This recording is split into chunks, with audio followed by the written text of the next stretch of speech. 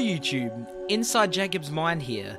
Now, I'm just going to say right off the bat, yes, this is a video on this channel that's not about movies for the first time in fucking ages. I know, but I just really felt compelled to talk about this. So I'm going to ramble a bit. Today, or yesterday, Chester Bennington, the lead singer of Linkin Park, passed away at 41. He killed himself.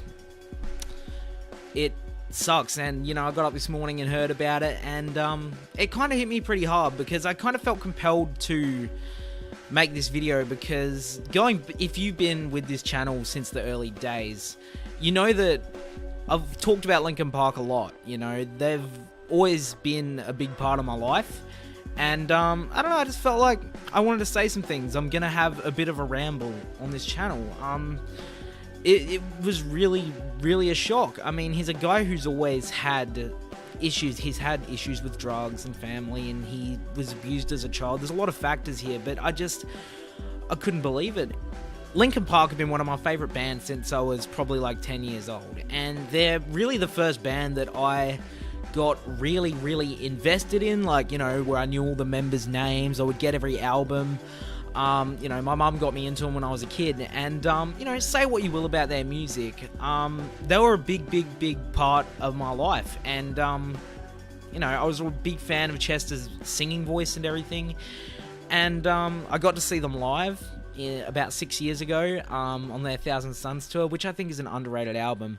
But what I want to talk about here is, like, compassion, because I've seen a lot of people coming out like, you know, oh, I fucking hate Linkin Park, you know, fuck this guy, and I get it, you know, this mocking of celebrity deaths that always happens, you know, I get it. I mean, I've fucking participated in it, yeah, and I'm not going to be one of these people who's like, oh, you know, fucking, you can't have any fun, you can't say anything funny, but, you know, when it comes right down to it, we're all human beings, and, you know, like or hate a band's music or a person's movies or whatever, like or hate someone's art, we're all just fucking people, you know? We're all just fucking people, and I just think it can't hurt to have a bit of compassion. And I want to talk about mental illness here, because this could have been prevented. I mean, we don't know what the fuck was going on in Chester's head.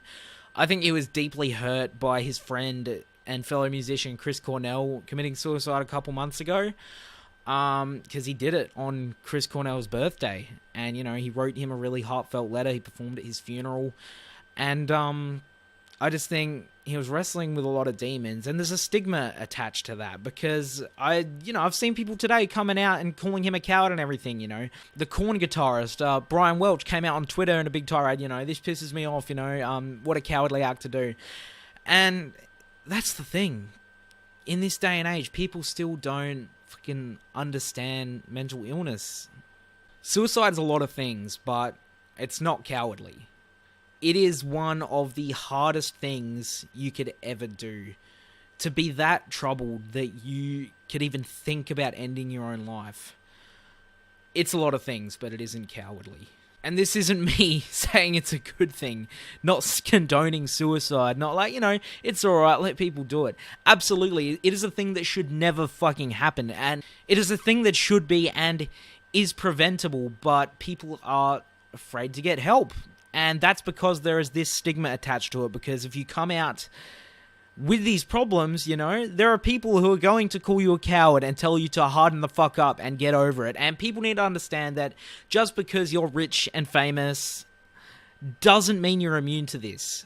It can fucking happen to anyone. It is yes, he left behind his wife and his 6 kids, but depression is a fucking black hole that can lead you to not care about anything. Everything becomes meaningless, and it's fucking shameful, but it's not cowardly, and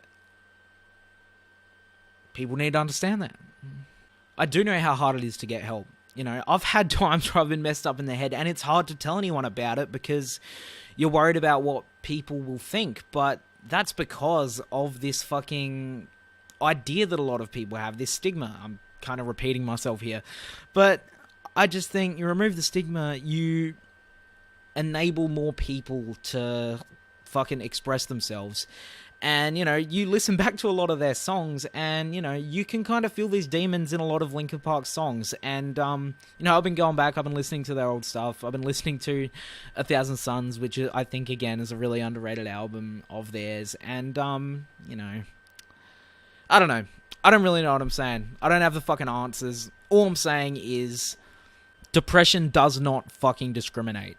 It does not discriminate, and you can't possibly know what someone is going through. You can't know. And to trivialize it like that and to put it down to cowardice, it's, you know, it's a big problem. It's a big problem that we need to fucking stop. Just have some compassion, because we are all human beings, you know? I mean, I get the criticisms against their music, and, you know, they're a band that's kind of made fun of a lot these days, and I know that, and I unashamedly fucking love them, even to this day. Because, again, when it all boils down to it, we are all just fucking human beings on this weird fucking spinning rock thing. You know, it's music. Who cares if you didn't like it? Like, oh, yeah, we're rid of Linkin Park now, yay. Like, come on, dude. It's just a guy like you or me trying to fucking live his life. Like, their last album, One More Light, got a fuck ton of harsh criticism, and I happen to agree. Like, I really hated that album, but, you know, I think some of the abuse Chester got for that, and the band got for that, did kind of, you know, hurt him pretty deeply. Like, he kind of lashed out at critics and stuff. And I'm not saying, you know, don't critique their album. Obviously, you know, if I think I thought the album was bad, but, you know, you don't have to go after someone personally for a bad piece of art, you know? And I think that did affect him pretty deeply. So yeah, those are my fucking ramblings. I didn't really walk into this video with a plan, but all I'm saying is, you know, let's just, you know, be excellent to each other. Show everyone a bit of love, and the world would be a fucking better place.